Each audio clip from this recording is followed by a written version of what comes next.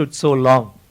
So these are all things that we need to know about. This particular king has built 5,000 dams in his time, and he's made a water management ministry in that time. He's had elections for the village leaders. He's asked them to name cities after women. Why should it only be men? Why can't it be named after a queen? And they've had hospitals, free hospitals, and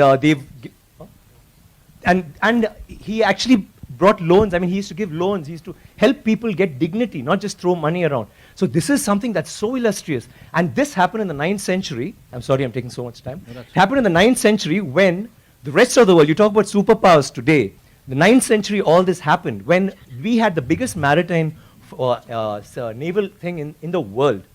And it went all the way to Bali, all the way to Malaysia, and went till we sent emissaries to China. And you know what was the superpower doing then? America hadn't been discovered by Columbus till 500 years later. So think about our culture, think about how advanced we were. We need to be proud of this. It's nothing to do with North India, South India, West India, East India. It is, we are Indians. And we need to feel proud about that.